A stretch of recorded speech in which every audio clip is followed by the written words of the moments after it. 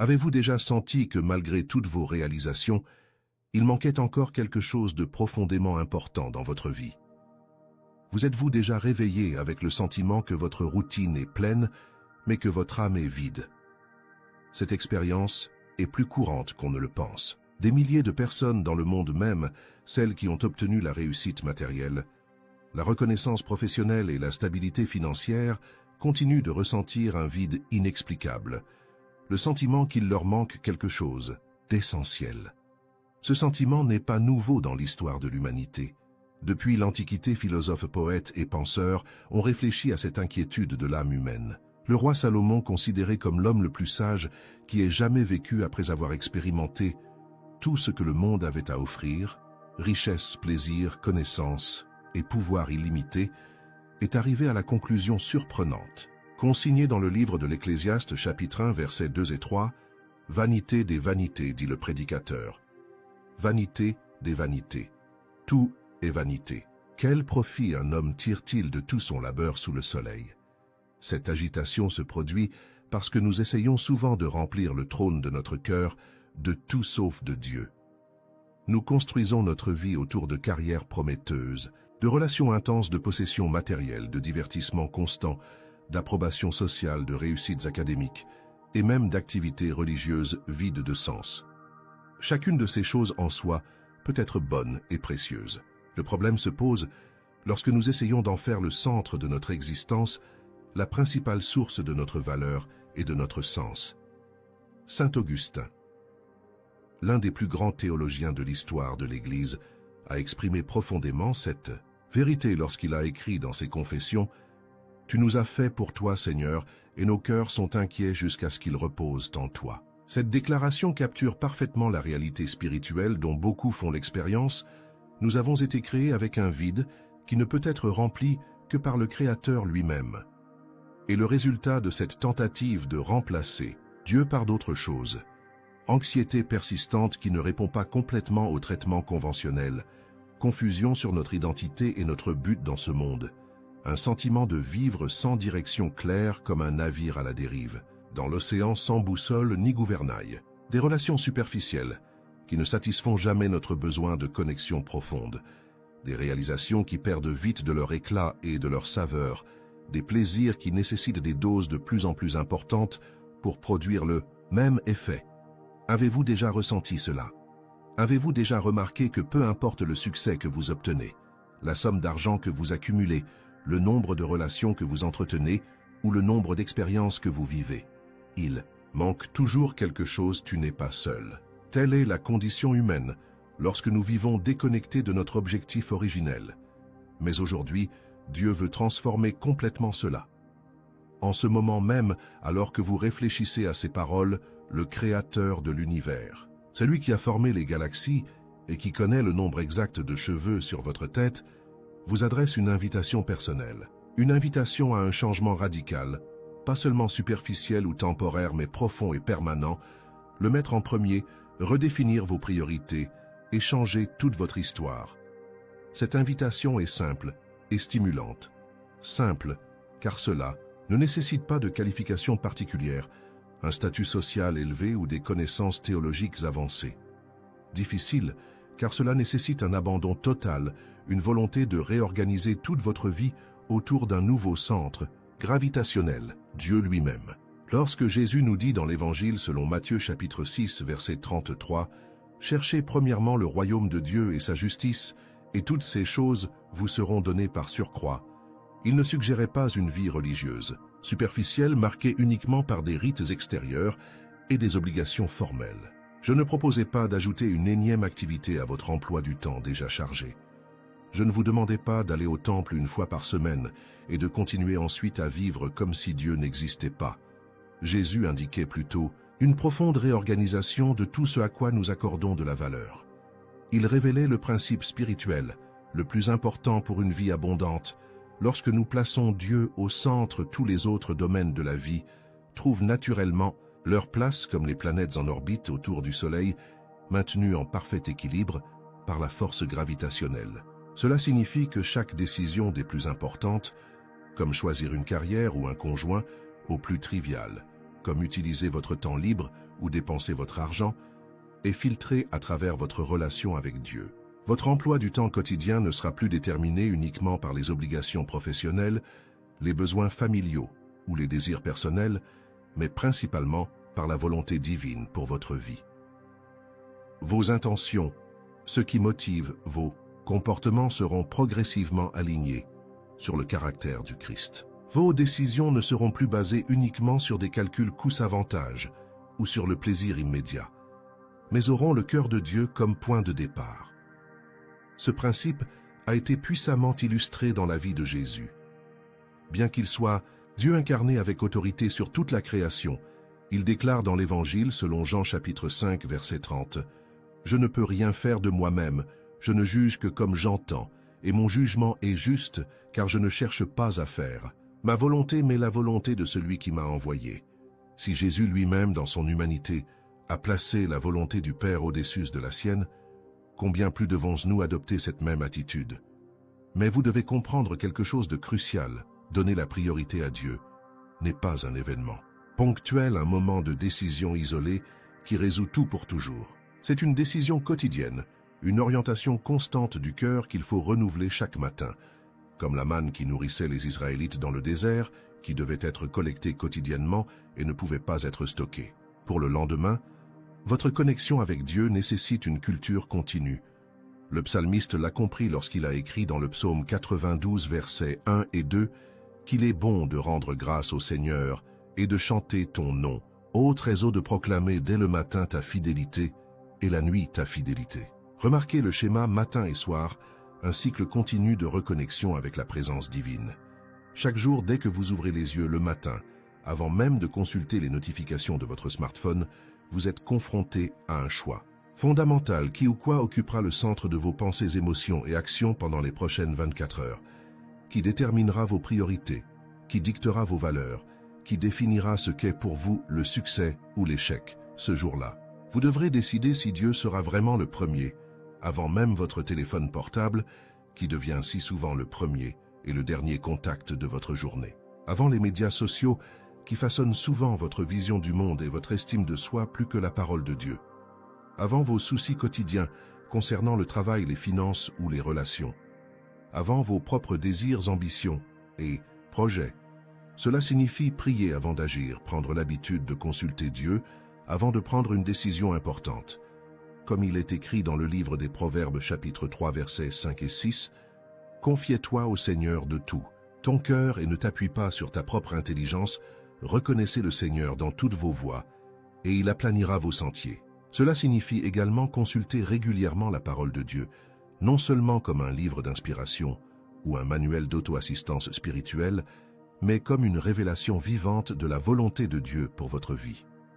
Le psalmiste a déclaré dans le psaume 119, verset 105, « Ta parole est une lampe à mes pieds et une lumière sur mon sentier. » Sans cette illumination divine, nous marchons dans l'obscurité guidés uniquement par notre perception limitée. Par ailleurs, donner la priorité à Dieu nécessite de rester vigilant pour ne pas tomber dans le piège de l'autosuffisance. Il est étonnant de voir avec quelle facilité nous pouvons passer de la dépendance à l'égard de Dieu à la confiance en nos propres capacités, surtout lorsque nous connaissons des succès et des réalisations. Le roi Osias, dont le règne est décrit dans le 2e livre des Chroniques, a bien commencé recherchant Dieu et prospérant grâce à cela.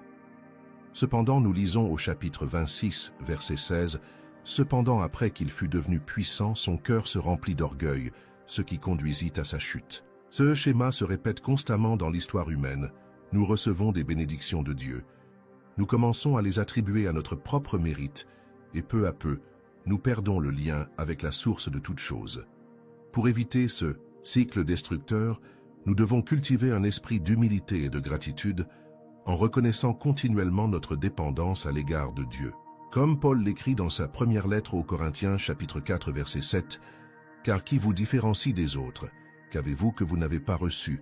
Et si vous l'avez reçu, pourquoi vous vantez-vous comme si ce n'était pas le cas, voyez-vous? » Il ne s'agit pas seulement d'un changement spirituel ou religieux confiné à des moments de prière ou d'adoration.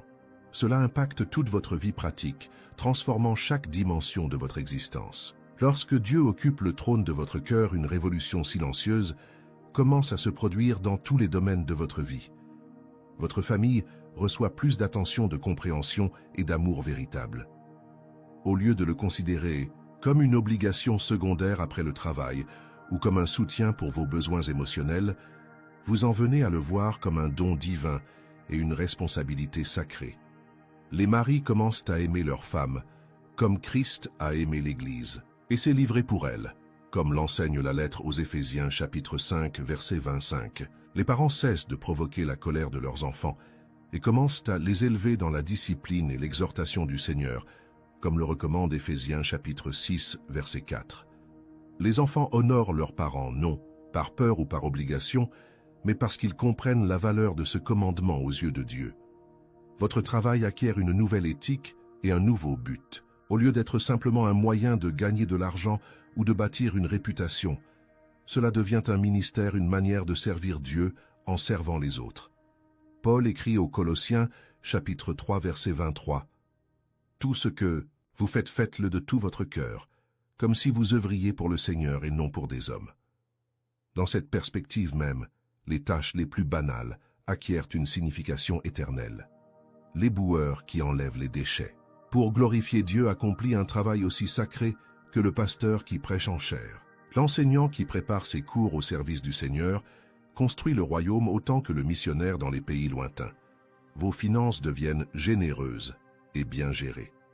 Lorsque Dieu possède tout ce que vous possédez, l'argent cesse d'être une fin en soi ou une source de sécurité et devient un outil pour bénir les autres et étendre le royaume. Jésus a clairement prévenu dans l'Évangile selon Matthieu chapitre 6 verset 24 « Personne ne peut servir deux maîtres car il détestera l'un et aimera l'autre, ou bien il se consacrera à l'un et méprisera l'autre. Vous ne pouvez pas servir Dieu et l'argent. Lorsque Dieu vient en premier, l'argent trouve sa juste place, en tant que serviteur, jamais en tant que maître.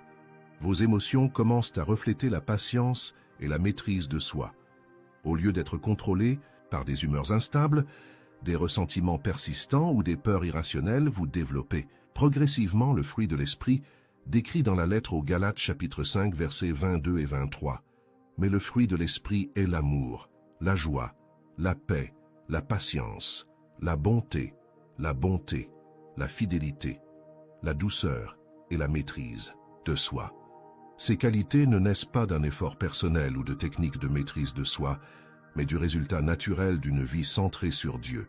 Même vos loisirs gagnent en profondeur et en sens. Vos moments de repos et de récréation ne sont plus seulement des évasions de la réalité ou des tentatives de compensation du vide intérieur, mais des occasions de profiter des bons dons du Créateur avec gratitude et modération.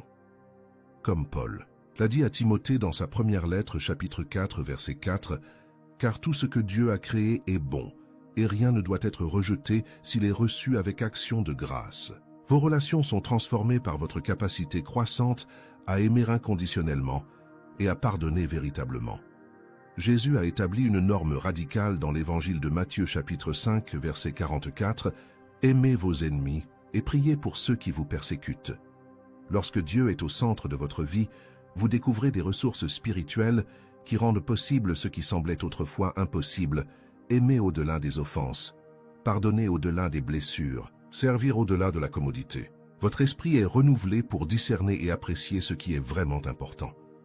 Paul a exhorté les Romains au chapitre 12, verset 2, « Ne vous conformez pas au modèle de ce monde, mais laissez-vous transformer par le renouvellement de votre intelligence afin de pouvoir éprouver la volonté bonne, agréable et parfaite de Dieu. » Un esprit centré sur Dieu développe progressivement la capacité de tout évaluer selon les valeurs du royaume et non selon les valeurs éphémères de la culture. Votre vision de la souffrance est profondément modifiée. Au lieu de considérer les difficultés comme des punitions divines ou des obstacles à votre confort, vous commencez à les comprendre comme des instruments de croissance et de purification. Jacques a écrit dans sa lettre chapitre 1 verset 2 à 4, « Considérez cela comme une joie, mes frères, lorsque vous rencontrez des épreuves de toutes sortes, car vous savez que l'épreuve de votre foi produit la persévérance. Et la persévérance doit produire son plein effet, afin que vous soyez mûrs et complets, ne manquant de rien. » Votre vision du temps change radicalement. Au lieu de vivre uniquement pour le moment présent, ou de regarder vers l'avenir, vous commencez à voir chaque jour comme faisant partie d'une histoire éternelle. Comme Moïse l'a prié dans le psaume 90, verset 12, « Apprends-nous à compter nos jours, afin que nos cœurs acquièrent de la sagesse. » Avec Dieu d'abord, vous apprenez à investir votre temps limité dans des valeurs éternelles. Chaque domaine de votre vie est touché et transformé lorsque Dieu est le point central. Rien n'échappe à cette réorganisation fondamentale des priorités. C'est comme si toute votre existence n'était qu'un seul grand système solaire. Lorsque le Soleil, Dieu, occupe le centre, toutes les planètes zones de vie trouvent à leur propre orbite et fonctionnent en parfaite harmonie. Mais comment savoir si Dieu contrôle réellement votre cœur? Comment discernez-vous s'il occupe réellement la première place dans votre vie ou si vous maintenez simplement une apparence de spiritualité? Il existe des signes clairs et concrets qui révèlent la réalité intérieure de votre relation avec Dieu. Vous jouissez d'une paix qui dépasse toute compréhension humaine, même au milieu de circonstances turbulentes. L'apôtre Paul décrit cette paix surnaturelle dans sa lettre aux Philippiens chapitre 4, versets 6 et 7. « Ne vous inquiétez de rien, mais en toute chose, par la prière et la supplication avec action de grâce, présentez vos demandes à Dieu. Et la paix de Dieu qui surpasse toute intelligence gardera vos cœurs et vos pensées en Jésus-Christ. » Lorsque des problèmes surgissent, et ils surviendront certainement, vous n'êtes pas rongé par la panique ou le désespoir, mais vous conservez une sérénité intérieure qui ne peut provenir que d'une profonde confiance dans le contrôle souverain de Dieu. Vous avez faim de la parole de Dieu non pas comme une obligation religieuse, mais comme un besoin vital. Le psalmiste a exprimé ce désir dans le psaume 42, verset 1. « Comme un cerf aspire à l'eau courante, ainsi mon âme aspire à toi, ô Dieu. » Lorsque Dieu est premier, sa parole devient plus précieuse que l'or, même l'or. Pur tant plus douce que le miel qui coule du rayon de miel, comme le décrit le 19e psaume, verset 10. Vous vous surprenez à penser aux Écritures tout au long de la journée, à méditer sur leur vérité, à appliquer leurs principes et à partager vos idées avec les autres. Ces fruits de l'esprit sont évidents non seulement en tant que concepts théologiques, mais aussi en tant que réalités pratiques observables par ceux qui l'entourent. Jésus a déclaré dans l'Évangile selon Matthieu chapitre 7 verset 16 « Vous les reconnaîtrez à leurs fruits ». Lorsque Dieu occupe le centre de votre vie, des qualités telles que l'amour, la joie, la paix, la patience, la gentillesse, la fidélité, la douceur et la maîtrise de soi commencent à caractériser vos interactions quotidiennes. Pas parfaitement. Nous sommes encore des êtres humains en voie de sanctification, mais progressivement. Vous devenez plus sensible à la voix du Saint-Esprit, discernant sa direction dans les décisions grandes et petites. Jésus a promis dans l'Évangile selon Jean chapitre 16 verset 13 « Mais quand l'Esprit de vérité viendra, il vous guidera dans toute la vérité. » Avec le temps et la pratique, vous apprenez à reconnaître cette direction divine en la distinguant de vos propres désirs ou des pressions extérieures. Il ne s'agit généralement pas de voix audibles ou de manifestations dramatiques, mais d'une conviction intérieure alignée sur l'Écriture confirmée par des conseillers pieux et validée par les circonstances. Vous développez une incroyable résilience face aux crises, non pas parce que vous êtes devenu insensible, mais parce que votre espoir est ancré au-delà des circonstances temporelles. Paul a témoigné dans sa deuxième lettre aux Corinthiens, chapitre 4, versets 8 et 9, « Nous sommes pressés de toutes parts, mais non découragés, perplexes, mais non désespérés, persécutés, mais non abandonnés, abattus, mais non détruits. » Lorsque Dieu est votre priorité absolue, vous découvrez une source de force intérieure qui transcende vos propres capacités. Vous manifestez un amour croissant pour les autres, en particulier pour ceux qui sont les plus difficiles à aimer. Jésus a établi cela comme la marque distinctive de ses disciples dans l'Évangile selon Jean chapitre 13 verset 35. « À ceci, chacun connaîtra que vous êtes mes disciples, si vous vous aimez les uns les autres. » Lorsque Dieu vient en premier, son amour déborde naturellement sur ceux qui vous entourent, y compris sur ceux que vous éviteriez ou mépriseriez normalement. Vous faites preuve d'une générosité constante, non seulement avec vos ressources financières, mais aussi avec votre temps, vos talents et votre attention. Paul a rappelé aux Corinthiens les paroles de Jésus dans les Actes des Apôtres, chapitre 20, verset 35, « Il y a plus de bonheur à donner qu'à recevoir. » Lorsque Dieu est au centre, la mentalité de rareté qui nous fait nous accrocher à ce que nous avons est remplacée par une mentalité d'abondance qui nous libère de donner librement. Vous restez intègre, même lorsque personne ne vous regarde, car votre conscience du regard de Dieu est plus forte que votre désir d'approbation humaine. Joseph en est un exemple. Lorsque tenté par la femme de Potiphar, il répond dans le livre de la Genèse, chapitre 39, verset 9, « Comment pourrais-je commettre une telle méchanceté et un tel péché contre Dieu? Lorsque Dieu vient en premier, votre crainte respectueuse de lui surpasse toutes les autres considérations. Vous développez une véritable humilité, non pas comme une forme de fausse modestie, mais comme une reconnaissance réaliste de votre dépendance totale à l'égard de Dieu. Pierre a conseillé dans sa première lettre, chapitre 5, verset 5, « Habillez-vous tous d'humilité les uns envers les autres, car Dieu s'oppose aux orgueilleux, mais il fait grâce aux humbles. » Lorsque Dieu occupe le centre, l'ego est déplacé du trône, et vous êtes libéré du besoin épuisant de prouver votre valeur ou votre supériorité. Vous grandissez en gratitude, trouvant des raisons d'être reconnaissant, même dans des circonstances difficiles. Paul a instruit les Thessaloniciens dans sa première lettre, chapitre 5, verset 18, « Rendez grâce en toutes circonstances, car telle est la volonté de Dieu à votre égard en Jésus-Christ. » Lorsque Dieu vient en premier, vous reconnaissez sa bonté, qui agit même dans les moments les plus difficiles de la vie. Si ces signes sont présents, pas parfaitement mais progressivement, vous pouvez être sûr que Dieu occupe véritablement la place centrale qui lui revient de droit. Votre cœur est transformé non pas par vos propres efforts, mais par l'œuvre du Saint-Esprit en réponse à votre abandon quotidien. Or nous savons que de nombreux obstacles se disputent constamment, la place qui appartient exclusivement à Dieu. Ces rivaux du trône divin sont persistants et subtils, souvent déguisés en préoccupations légitimes, voire en vertus. Il faut les identifier clairement pour pouvoir les combattre efficacement. La fierté est peut-être le rival le plus ancien et le plus puissant. C'est l'orgueil qui a poussé Lucifer à vouloir monter aux cieux et élever son trône qu'au-dessus des étoiles de Dieu, comme le décrit Isaïe chapitre 14 versets 13 et 14. C'est l'orgueil qui a séduit Ève en lui promettant qu'elle serait comme Dieu, connaissant le bien et le mal comme le raconte Genèse chapitre 3 verset 5. La fierté nous convainc que nous sommes autonomes, capables de diriger notre propre vie sans intervention ni direction divine. Dans les moments de réussite, la fierté murmure « Regardez ce que vous avez accompli selon vos propres mérites ». Dans les moments d'échec, la même fierté murmure « Vous devez résoudre cela par vous-même sans demander d'aide ». L'attachement au bien matériel représente un autre concurrent redoutable.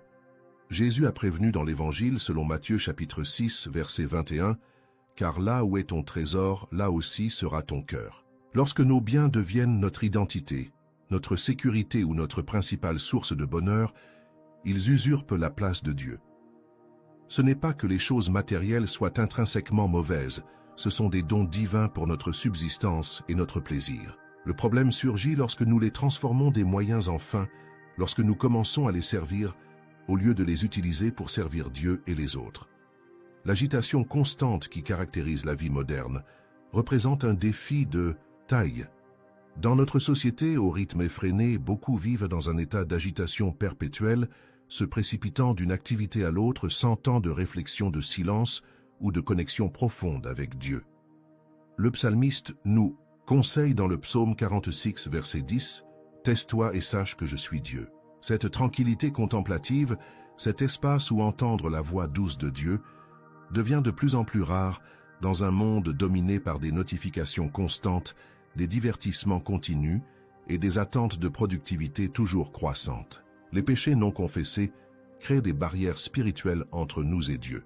Le roi David, après son adultère avec Bethsabée et le meurtre d'Uri, a décrit cette expérience dans le psaume 32, versets 3 et 4, « Tandis que je cachais mes péchés, mon corps dépérissait à cause des gémissements. Car, jour et nuit, ta main s'appesantissait sur moi, ma force était épuisée comme au temps de la sécheresse. » Le péché non reconnu et non traité agit comme un poison spirituel corrodant notre intimité avec Dieu et l'empêchant d'occuper le centre de nos vies. La peur d'un changement profond nous maintient souvent dans une zone de confort spirituel. Permettre à Dieu de prendre le contrôle total signifie s'aventurer dans des territoires inconnus, abandonner des schémas de pensée et de comportements familiers, affronter des domaines douloureux que nous préférons ignorer. Comme le jeune homme riche qui s'est éloigné de Jésus, avec tristesse parce qu'il possédait de grandes richesses, comme le raconte l'Évangile selon Matthieu chapitre 19, verset 22, nous pouvons reculer devant les implications d'un abandon complet à Dieu. Les traumatismes religieux passés, les expériences négatives avec les autorités spirituelles ou les institutions religieuses peuvent créer une résistance à une relation intime avec Dieu.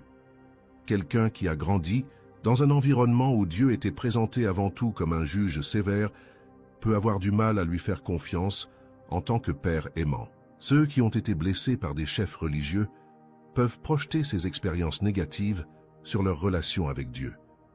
Jésus a sévèrement mis en garde contre de tels abus dans l'Évangile selon Matthieu chapitre 18, verset 6. « Mais si quelqu'un fait trébucher un de ces petits qui croient en moi, il vaudrait mieux pour lui qu'on lui mette une meule au cou et qu'il se noie au fond de la mer. » Les distractions numériques représentent un défi contemporain particulièrement insidieux. Les smartphones, les réseaux sociaux, le streaming vidéo et les jeux en ligne se disputent agressivement notre attention limitée, laissant souvent peu d'espace mental à Dieu.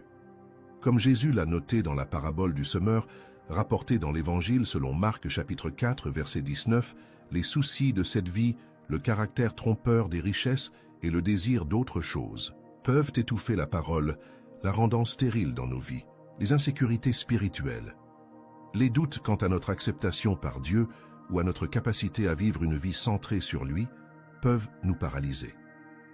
L'ennemi de nos âmes, décrit dans Apocalypse chapitre 12 verset 10 comme l'accusateur de nos frères, nous attaque souvent avec des pensées telles que « tu n'es pas assez spirituel »,« Dieu ne pourrait jamais utiliser quelqu'un comme toi » ou « tu as échoué tant de fois, pourquoi continuer à essayer ces accusations ?» Une fois intériorisées, peuvent miner notre confiance dans la grâce transformatrice de Dieu. Le confort et la sécurité peuvent devenir de subtiles idoles. La recherche légitime de stabilité et de bien-être peut facilement se transformer en une détermination à contrôler toutes les variables de la vie en éliminant les risques et les incertitudes. Cependant, suivre Dieu nous conduit souvent dans des territoires inconfortables. Abraham fut appelé à quitter sa patrie pour un destin incertain. Moïse a quitté la sécurité du palais pour conduire un peuple rebelle à travers le désert. Les disciples abandonnèrent leur filet de pêche et leur poste de perception des impôts pour suivre un maître itinérant.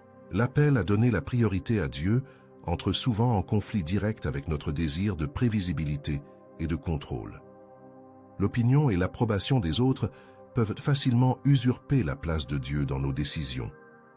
Jésus a confronté ce problème parmi les chefs religieux de son époque, notant dans l'Évangile de Jean chapitre 12, verset 43, qu'il aimait la gloire des hommes plus que la gloire de Dieu. Lorsque nous modulons nos croyances ou nos comportements pour plaire à la culture dominante aux membres non-croyants de notre famille, à nos collègues ou même à la communauté religieuse, nous plaçons effectivement l'opinion humaine au-dessus de l'approbation divine.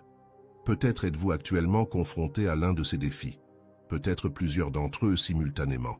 Ne désespérez pas car il y a de bonnes nouvelles. Aucun de ces obstacles n'est insurmontable pour quiconque veut sincèrement donner la priorité à Dieu. La grâce de Dieu est exactement ce dont vous avez besoin pour surmonter toutes ces barrières.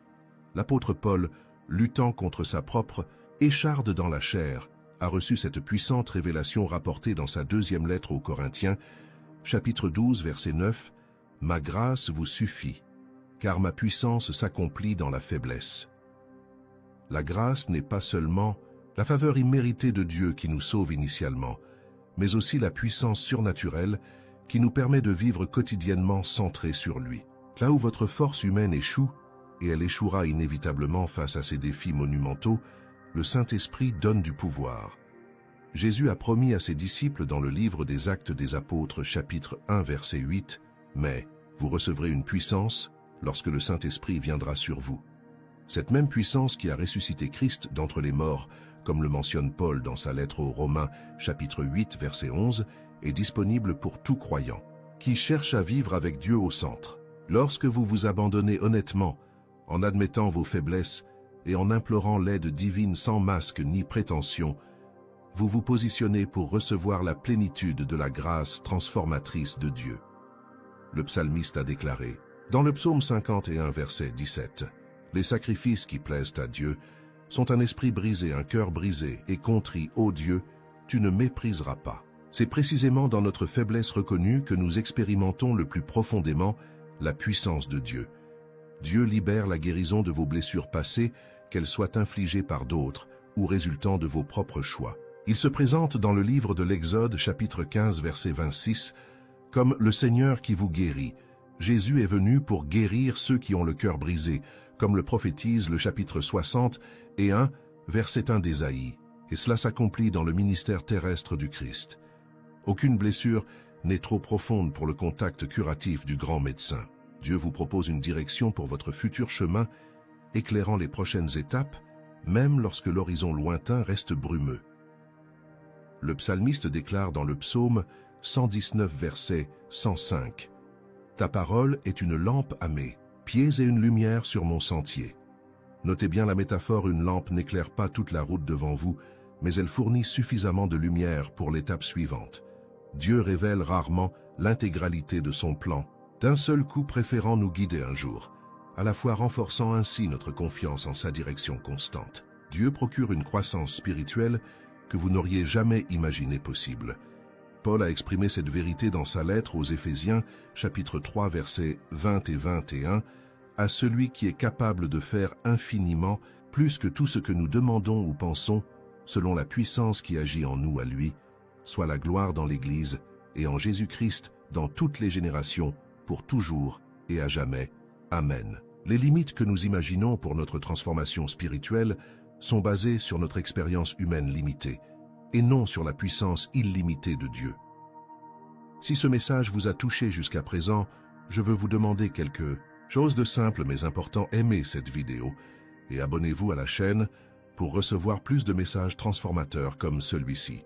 De cette façon, ensemble, nous pouvons atteindre davantage de personnes qui ont besoin de mettre Dieu au centre de leur vie.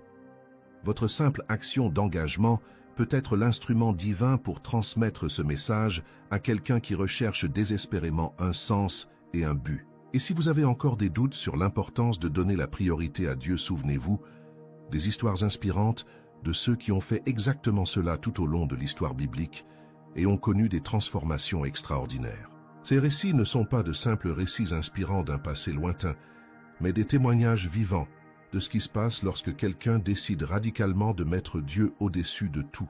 Abraham, patriarche de la foi, a reçu un appel impossible: quitter sa patrie, sa famille, et tout ce qui lui est familier pour suivre Dieu vers une destination inconnue. Dans le livre de la Genèse, chapitre 12, versets 1 à 3, nous lisons: « L'Éternel dit à Abraham, « Quitte ton pays, tes parents et la maison de ton père et va dans le pays que je te montrerai. » Abraham obéit, plaçant sa confiance en Dieu au-dessus de toute considération de sécurité et de confort. Le résultat, Abraham a reçu une provision surnaturelle, même dans les circonstances les plus improbables. Face à l'épreuve ultime de la foi, la demande divine de sacrifier son fils unique et bien-aimé Isaac, Dieu a fourni un substitut au dernier moment. Abraham a vu la promesse divine s'accomplir dans sa vie, devenant le père de nombreuses nations comme promis. Son nom est encore vénéré aujourd'hui par les Juifs, les chrétiens et les musulmans, exactement comme Dieu l'avait prédit. Plus important encore, c'est à travers leur lignée qu'est venu le Messie, la bénédiction ultime pour toute l'humanité. Joseph, fils de Jacob, a maintenu son intégrité et sa foi en Dieu même, lorsqu'il a été injustement vendu comme esclave par ses propres frères, faussement accusé par la femme de Potiphar et oublié en prison pendant des années. À chaque revers, Joseph refusait d'abandonner sa confiance en Dieu ou de compromettre ses principes. Dans le livre de la Genèse, chapitre 39, verset 2, nous lisons « L'Éternel était avec Joseph afin qu'il prospère. » Même dans les circonstances les plus défavorables, la présence de Dieu restait avec lui. Le résultat, Joseph, même s'il fut injustement emprisonné, devint le souverain de l'Égypte juste derrière Pharaon en termes d'autorité.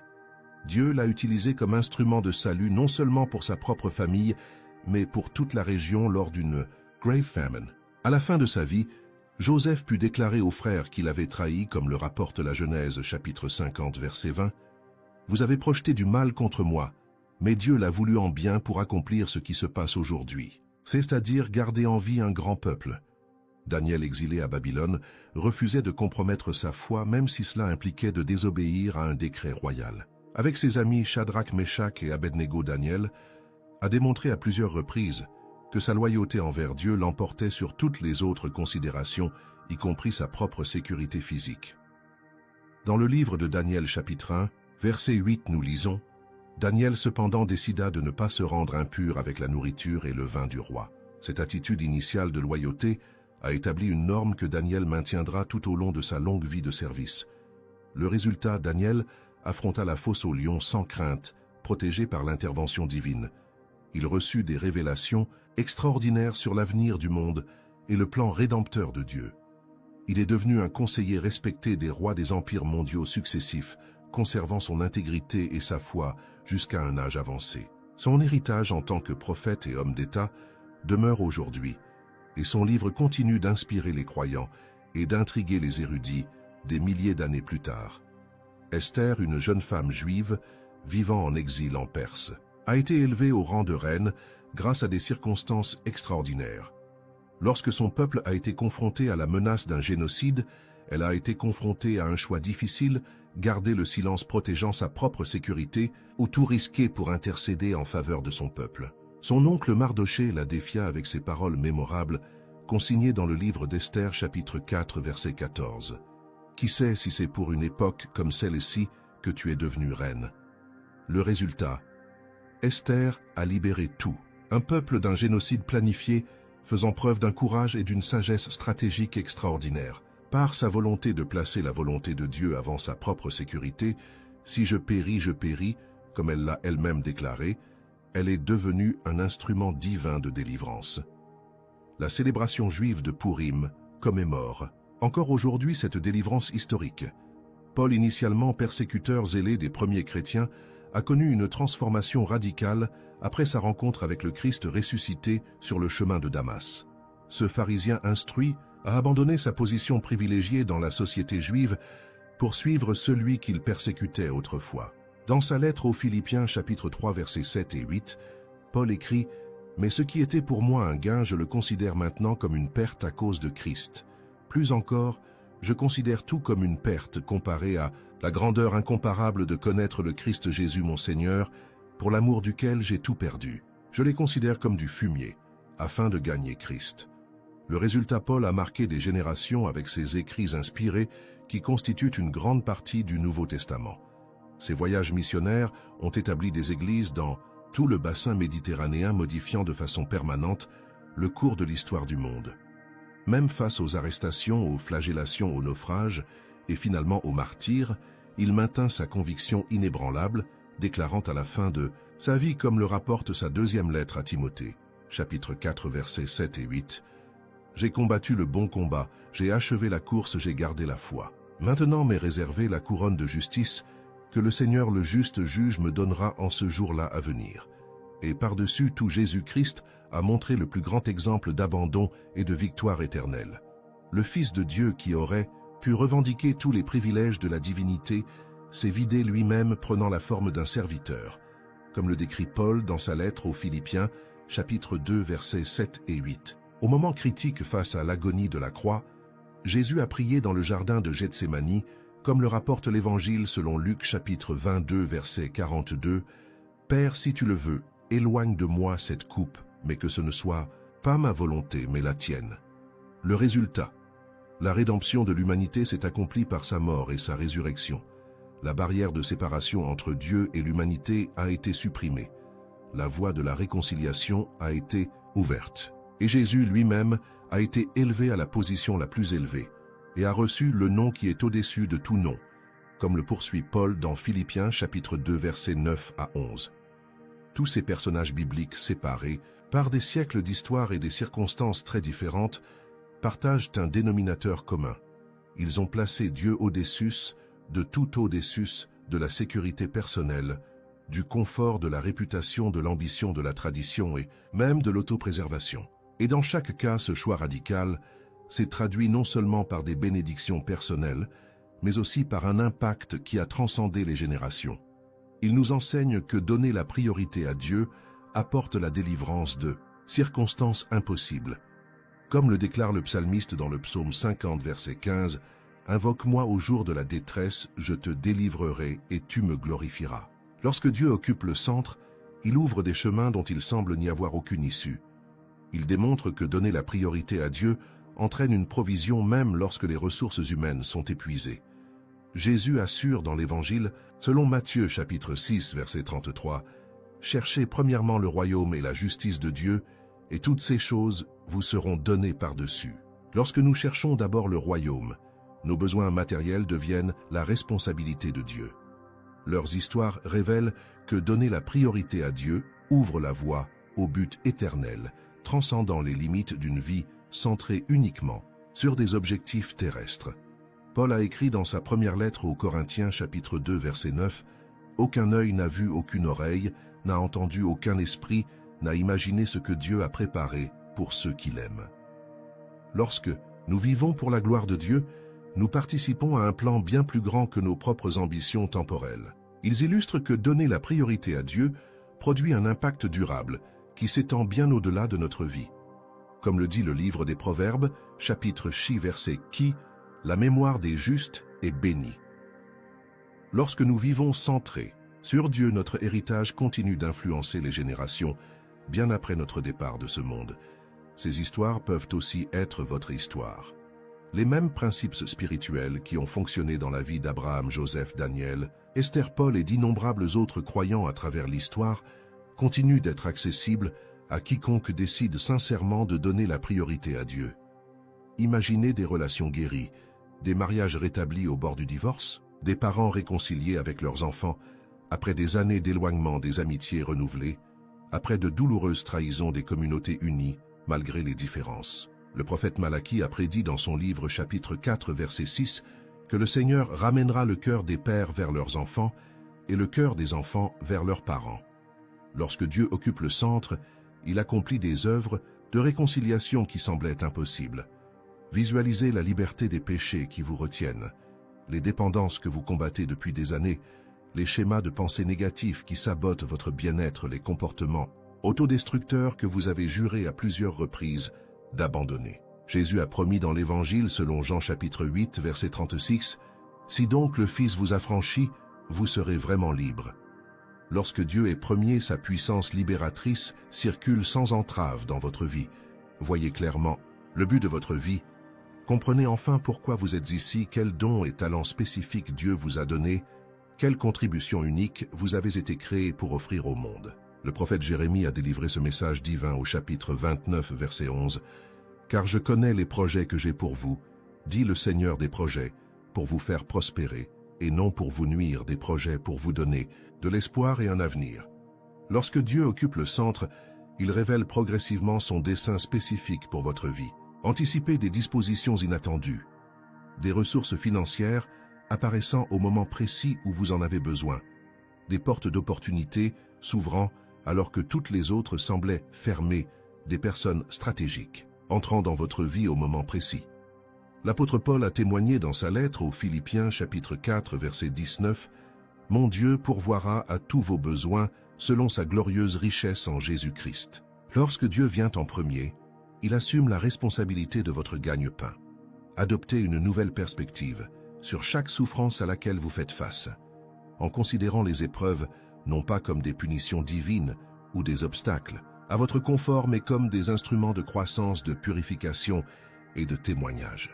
Paul écrit dans sa lettre aux Romains chapitre 8 verset 28 « Nous savons qu'en toute chose, Dieu œuvre pour le bien de ceux qui l'aiment, qui ont été appelés selon son dessein. » Lorsque Dieu est au centre même, les expériences les plus douloureuses sont rachetées et transformées en bénédictions.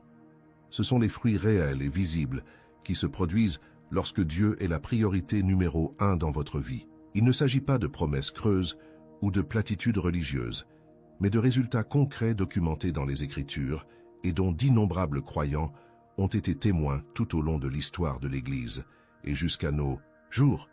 Mais il faut aussi mettre en garde contre le coup de la négligence de ce principe très important. Lorsque Dieu n'est pas sur le trône de votre cœur, vous subissez inévitablement des conséquences négatives, non pas parce que Dieu vous punit, mais parce que vous vivez en contradiction avec votre dessein initial. Vous ressentez une anxiété constante, une inquiétude chronique face à l'avenir qui résiste à toutes les techniques de gestion du stress. Jésus a diagnostiqué la racine de cette anxiété dans l'Évangile, selon Matthieu chapitre 6, versets 25 à 34, lorsqu'il a demandé « Lequel d'entre vous-même, s'il s'inquiète, peut ajouter « Ne serait-ce qu'une heure à sa vie ?» L'anxiété surgit lorsque nous essayons de contrôler ce que seul Dieu peut contrôler, lorsque nous assumons des responsabilités qui n'ont jamais été les nôtres. Vous ressentez un vide intérieur, une faim spirituelle, qu'aucun succès, plaisir ou approbation ne peut satisfaire. Augustin a capturé cette vérité dans sa célèbre prière. « Tu nous as créés pour toi, Seigneur, et nos cœurs sont inquiets, jusqu'à ce qu'ils reposent en toi. » Lorsque quelque chose d'autre que Dieu occupe le devant de la scène, nous éprouvons un mécontentement persistant, le sentiment qu'il manque quelque chose de vital. Vous ressentez un désarroi émotionnel, avec des humeurs instables, des réactions disproportionnées à des provocations mineures, et une incapacité à gérer sainement les sentiments difficiles. Le livre des Proverbes, chapitre 25, verset 28 note « Comme une ville renversée sans mur, telle est celle qui ne se maîtrise pas. » Lorsque Dieu n'est pas aux commandes, nos émotions deviennent nos maîtres tyranniques. Vous devenez vulnérable à la tromperie, incapable de discerner la vérité du mensonge, la sagesse de la folie, la lumière des ténèbres.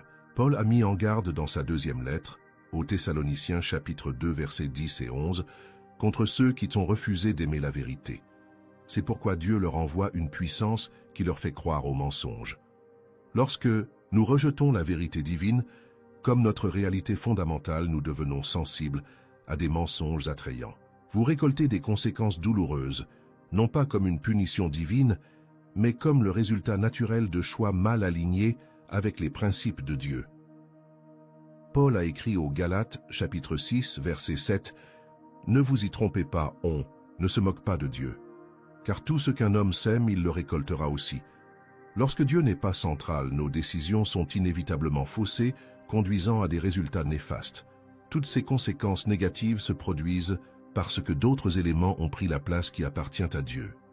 C'est peut-être l'ego avec sa soif insatiable de reconnaissance et de validation, ou la peur qui nous paralyse et nous empêche de suivre l'appel divin, ou un succès temporaire qui nous trompe avec des promesses de sens durable, ou des relations désordonnées qui nous lient à des attentes et des exigences insatiables, ou le matérialisme qui nous asservit à l'acquisition et à la protection des biens. Quel que soit l'usurpateur, le résultat est le même, une vie diminuée, en deçà du destin glorieux pour lequel nous avons été créés. C'est pourquoi l'invitation que je vous lance aujourd'hui est pratique et urgente. Il ne suffit pas d'être intellectuellement d'accord sur l'importance de donner la priorité à Dieu.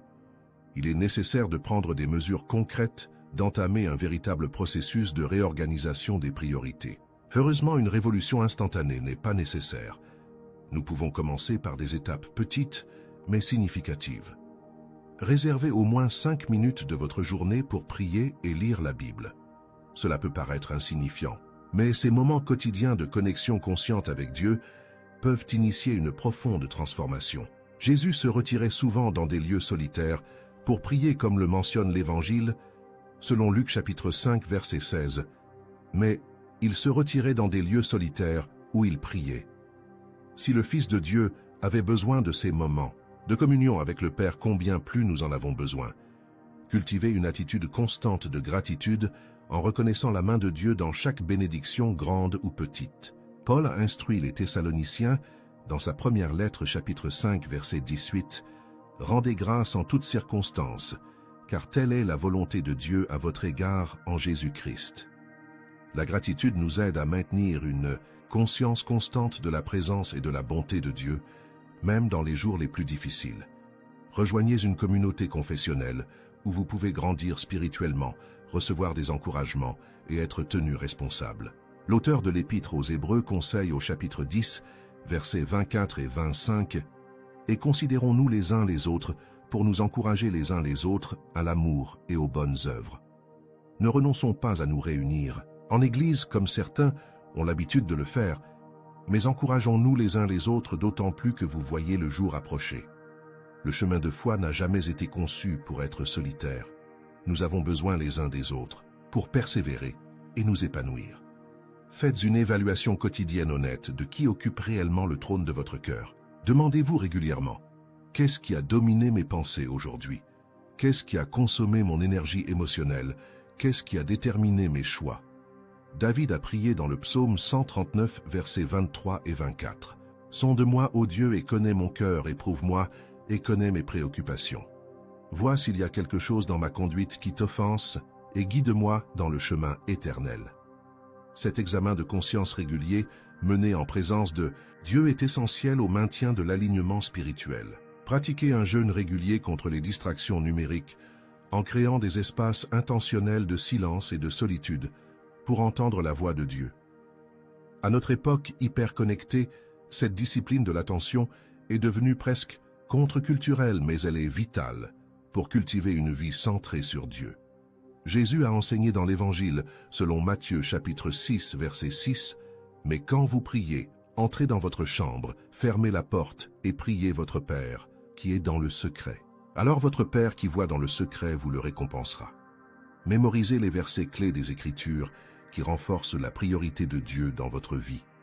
Le psalmiste déclare dans le psaume 119, verset 11, « J'ai gardé ta parole dans mon cœur, afin de ne pas pécher contre toi. » Lorsque nous intériorisons la parole de Dieu, elle devient un gouvernail qui réoriente constamment nos pensées et nos décisions dans la bonne direction. Recherchez régulièrement des occasions de servir les autres au nom du Christ, en déplaçant votre attention de vous-même vers les besoins qui vous entourent. Jésus a établi ce modèle lorsqu'il a déclaré dans l'Évangile de Marc, chapitre 10, verset 45, « Car le Fils de l'homme n'est pas venu pour être servi, mais pour servir et pour donner sa vie en rançon pour plusieurs. » Le service désintéressé est un puissant antidote à l'égocentrisme qui tente constamment d'usurper la place de Dieu dans nos cœurs. Fixez des limites claires dans les domaines qui rivalisent pour la place de Dieu dans votre vie, qu'il s'agisse d'un travail excessif de relations enchevêtrées ou de recherche de statut et de reconnaissance. Moïse a reçu cette instruction divine dans le livre de l'Exode chapitre 20 verset 3, « Vous n'aurez pas d'autre Dieu que moi. » Ce premier commandement reste le fondement d'une vie centrée sur Dieu, exigeant une vigilance constante contre les idoles contemporaines qui exigent subtilement notre loyauté suprême. Faites preuve de générosité intentionnelle avec vos ressources financières, démontrant concrètement votre confiance en Dieu en tant que pourvoyeur. Malachie a lancé un défi au peuple de Dieu au chapitre 3, verset 10. « Apportez toute la dîme au magasin du temple, afin qu'il y ait de la nourriture dans ma maison.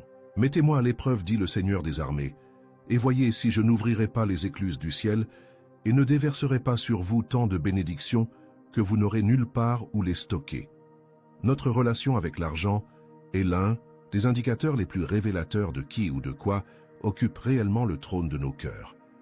Maintenant, j'aimerais savoir comment vous comptez commencer ce voyage transformateur. Commentez ci-dessous quelles seront vos premières étapes pour faire de Dieu votre priorité absolue. Peut-être que cela commence une dévotion quotidienne même si elle est brève. Ou peut-être avez-vous besoin de fixer des limites dans un domaine qui rivalise avec Dieu pour la première place. Ou peut-être souhaitez-vous renouer avec une communauté religieuse après une période de séparation. Quelle que soit votre prochaine étape, la partager publiquement peut créer un sentiment d'engagement et de responsabilité. Partagez cette vidéo avec quelqu'un qui a besoin de ce message. Peut-être connaissez-vous un ami qui a du mal à trouver un but et un sens. Un membre de la famille qui s'est éloigné de la foi. Un collègue qui exprime une curiosité spirituelle. Un simple message accompagné de cette vidéo peut être l'instrument divin d'une transformation profonde dans la vie de quelqu'un. Comme Paul l'écrit aux Romains chapitre 10 verset 14, « Comment donc pourraient-ils invoquer celui en qui ils n'ont pas cru? Et comment pourraient-ils croire en celui dont ils n'ont pas entendu parler? Et comment pourraient-ils entendre s'il n'y a pas une seule prédication? » Laissez vos réflexions, expériences et témoignages dans les commentaires. Votre parcours de foi, avec ses hauts et ses bas, ses victoires et ses luttes, ses idées et ses questions, peut être précisément l'encouragement dont quelqu'un d'autre a besoin en ce moment. Jean nous rappelle dans Apocalypse chapitre 12 verset 11 que les croyants sont vaincus par le sang de l'agneau et par la parole de leur témoignage.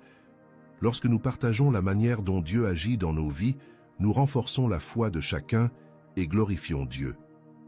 Votre interaction peut égayer la vie de nombreuses personnes. Ne sous-estimez jamais le pouvoir d'un commentaire sincère, d'une histoire personnelle, d'une question honnête ou d'un mot d'encouragement. Dans le monde numérique d'aujourd'hui, vos paroles peuvent atteindre quelqu'un à l'autre bout de la planète, quelqu'un que vous ne rencontrerez peut-être jamais en personne, mais dont la vie peut être profondément influencée par ce que vous partagez. Le moment est venu pour vous de laisser définitivement Dieu prendre la place centrale dans votre existence. Non pas comme une expérience religieuse passagère ou une décision émotionnelle temporaire, mais comme une réorientation fondamentale de tout votre être. Ce n'est pas une option parmi tant d'autres pour améliorer votre qualité de vie.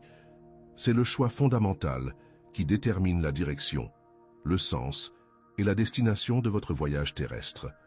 Faites ce choix aujourd'hui, pas demain ou à un moment indéterminé dans le futur.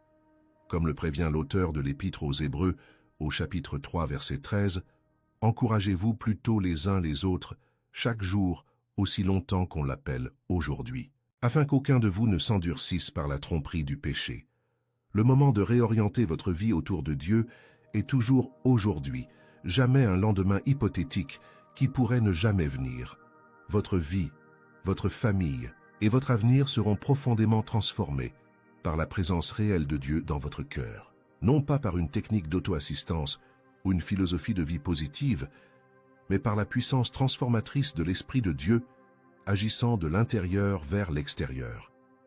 Comme Paul l'écrit dans sa deuxième lettre aux Corinthiens, chapitre 3, verset 18, « Et nous tous qui le visage découvert contemplons la gloire du Seigneur, sommes transformés en son image, avec une gloire toujours croissante qui vient du Seigneur, qui est l'Esprit. » Permettez à cette transformation de commencer dès maintenant, à ce moment précis.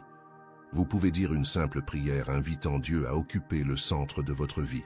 Ce ne sont pas les mots exacts qui comptent, mais la sincérité de votre cœur. Vous pourriez dire quelque chose comme « Seigneur, je reconnais que j'ai essayé de remplir ma vie de tout sauf de toi. Aujourd'hui, je te place consciemment sur le trône de mon cœur. Aide-moi à garder cette décision quotidiennement, en réorganisant toutes mes priorités autour de toi. Au nom de Jésus, Amen. » C'est une décision que vous ne regretterez jamais d'avoir prise. Comme le psalmiste en témoigne dans le psaume 16, verset 11, « Tu me feras connaître le chemin de la vie, la pleine joie de ta présence, le plaisir éternel à ta droite. » Lorsque Dieu occupe le centre, nous expérimentons non seulement les bénédictions temporelles, mais aussi la plénitude même pour laquelle nous avons été créés. Une communion intime et éternelle avec notre Créateur et Rédempteur. Alors, que vous avancez dans ce voyage, visant à donner la priorité à Dieu, rappelez-vous qu'il s'agit d'un processus et non d'un événement instantané. Il y aura des moments de progrès significatifs et des moments de régression apparente, des jours de clarté spirituelle cristalline et des jours de brouillard et de confusion, des saisons de profonde intimité avec Dieu et des saisons de silence divin apparent. Ne vous laissez pas décourager par les inévitables fluctuations de l'expérience spirituelle. Comme l'a judicieusement observé C.S. Lewis, les ondulations à la surface de notre esprit sont causées par nous et non par Dieu. Tenez-vous fermement à la vérité fondamentale selon laquelle Dieu est immuable dans son amour et son engagement envers vous. Comme il est écrit dans le livre des Lamentations, chapitre 3, versets 22 et 23, « Grâce au grand amour du Seigneur, nous ne sommes pas consumés, car ses miséricordes sont inépuisables. Elle se renouvelle chaque matin, grande est sa fidélité. » Quelles que soient les circonstances extérieures ou les fluctuations émotionnelles internes, la fidélité de Dieu reste constante. Soyez prêts à affronter la résistance lorsque vous décidez de donner la priorité à Dieu. Cette résistance peut venir du monde qui vous entoure, de personnes qui ne comprennent pas ou ne valorisent pas votre foi. Jésus a prévenu dans l'Évangile, selon Jean chapitre 15, verset 19, « Si vous apparteniez au monde, il vous aimerait comme si vous étiez le sien.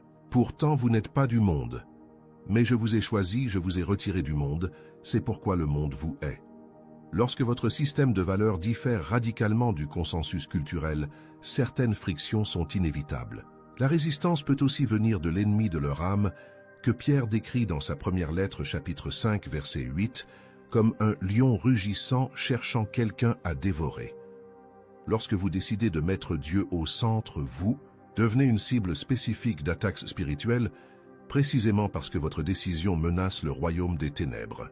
Étonnamment, la résistance peut même venir de vous-même, de cette partie de votre nature que Paul décrit dans Galates, chapitre 5, verset 17, « Car la chair désire ce qui est contraire à l'esprit, et l'esprit désire ce qui est contraire à la chair. Ils sont en conflit l'un avec l'autre. » Cette guerre intérieure fait partie normale de l'expérience chrétienne et se poursuivra avec différentes intensités tout au long de votre vie terrestre. Malgré ces formes de résistance, ou peut-être précisément à cause d'elles, la décision de donner la priorité à Dieu reste la décision la plus importante que vous ayez jamais prise. C'est le choix fondamental qui aligne votre vie sur votre objectif initial, qui libère votre véritable potentiel et qui sécurise votre destinée éternelle. Vous avez été créé pour connaître, aimer et glorifier Dieu. Comme le dit le catéchisme de Westminster dans sa première question, quelle est la fin principale de l'homme? La fin principale de l'homme est de glorifier Dieu et de jouir de lui pour toujours. Lorsque Dieu est au centre de votre vie, vous êtes en harmonie avec votre conception originale, fonctionnant exactement comme vous avez été conçu pour fonctionner. Donner la priorité à Dieu n'est pas un lourd fardeau ni une restriction oppressante, car cela est souvent mal compris. Au contraire, c'est le chemin vers une liberté authentique et une joie authentique. Comme Jésus l'a promis dans l'Évangile selon Jean chapitre 10, verset 10, « Le voleur ne vient que pour voler, tuer et détruire. Moi, je suis venu pour qu'ils aient la vie et qu'ils l'aient en abondance. » La vie centrée sur Dieu n'est pas une vie diminuée mais élargie, pour englober des dimensions d'expérience qui autrement resteraient inaccessibles. Alors que vous avancez dans ce voyage visant à donner la priorité à Dieu, sachez que vous n'êtes pas seul. Des millions de croyants à travers le monde sont engagés dans la même lutte quotidienne, confrontés à des défis similaires et connaissant des victoires similaires. Vous faites partie d'une communauté mondiale et historique de croyants qui, dans différents contextes culturels et à travers différentes époques, ont cherché à faire de Dieu le centre absolu de leur vie. Plus important encore, Dieu lui-même est avec vous dans ce voyage, non pas en tant qu'observateur distant, mais en tant que participant actif. Jésus a promis dans l'Évangile selon Matthieu chapitre 28 verset 20 « Et je serai avec vous tous les jours jusqu'à la fin du monde ». Le Saint-Esprit habite en vous comme guide, conseiller, consolateur et facilitateur. Le Père supervise votre vie avec un amour infini et une sagesse parfaite. Vous n'êtes jamais seul un seul instant dans ce voyage transformateur. Il est maintenant temps d'agir. Du passage de la compréhension intellectuelle à l'engagement pratique, du passage des bonnes intentions aux décisions concrètes. Que ce message ne soit pas seulement une influence passagère de plus dans votre vie, mais un tournant, un moment décisif, à partir duquel tout se réorganise autour d'un nouveau centre, Dieu lui-même.